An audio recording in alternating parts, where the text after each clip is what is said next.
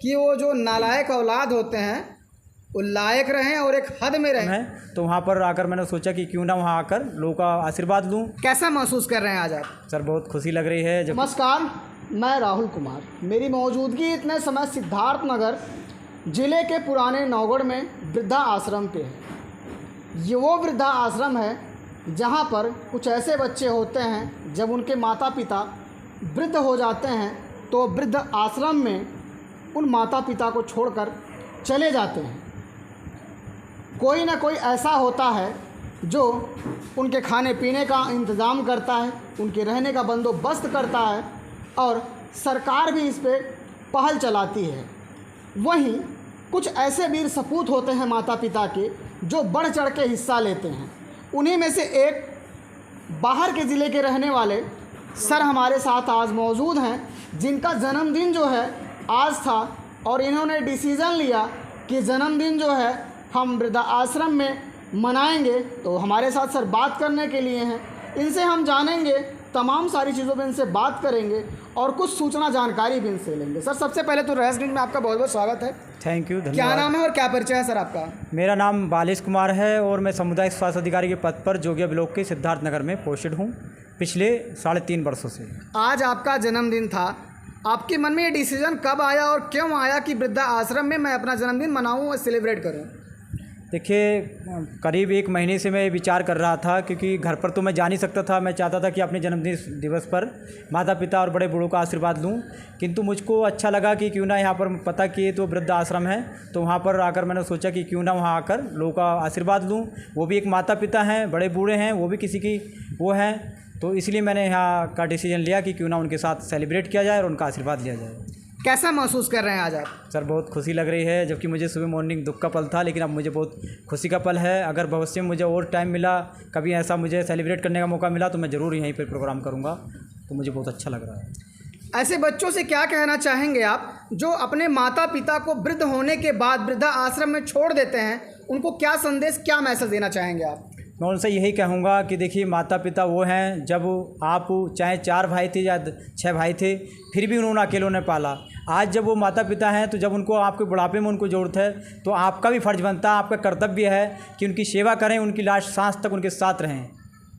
धन्यवाद सर। हमारे साथ बात करने के लिए वृद्धा आश्रम के प्रबंधक जी हैं, हम इनसे जानेंगे क्या यहाँ की व्यवस्थाएँ होती हैं। सर आज वृद्धा आश्रम जो है यहाँ वो माता पिता रहते हैं जिनके औलाद यूँ कह लीजिए नालायक होते हैं, लायक नहीं होते हैं, और कुछ माता पिता के ऐसे लड़के होते हैं जो दूर दराज रह के भी अपने कीमती कमाई और कीमती पूंजी में से काट करके उनके मन में एक चीज़ आता है कि वो ऐसे जगह अपना वो पैसा इन्वेस्ट करते हैं, ऐसे जगह लगाते हैं। उनमें से भी खास होते हैं जो इन सारी जगहों पे ऐसे कार्यक्रम करना चाहते हैं। ऐसे लोगों को आप क्या कहना चाहेंगे? देखिए, सबसे पहले तो मैं आपको ये बता देना चाहता हूँ कि देखिए, जो वृद्धा आश्रम है ये बुज़ुर्गों की सेवा के लिए है।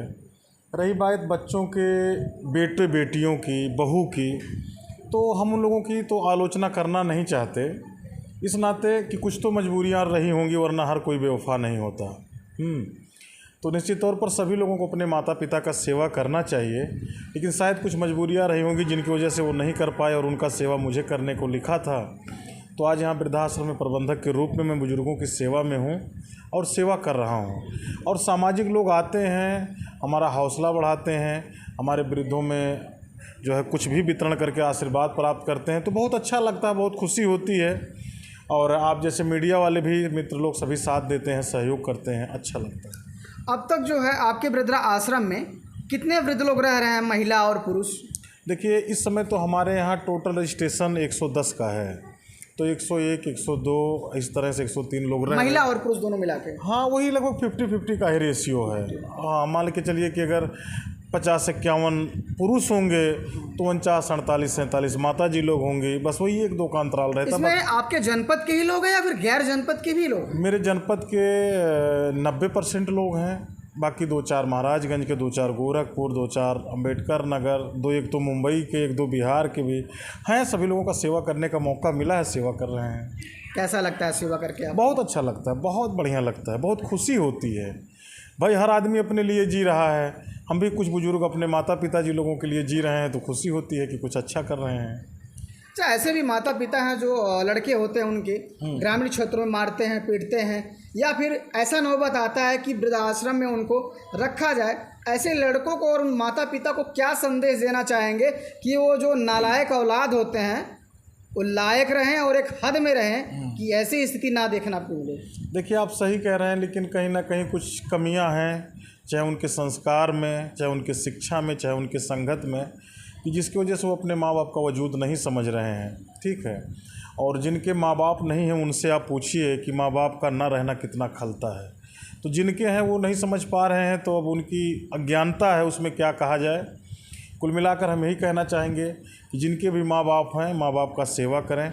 माँ बाप का सेवा ही भगवान की सेवा है, इससे बड़ा कोई और धन नहीं है। बहुत बहुत धन्यवाद सर, आप बहुत बहुत धन्यवाद। तो थे हमारे साथ बातचीत करने के लिए ऐसे व्यक्ति जो अपना जन्मदिन अन्य व्यक्तियों की तरह ना मना के वृद्धा आश्रम में मनाने का फैसला किया और उन्होंने मनाया।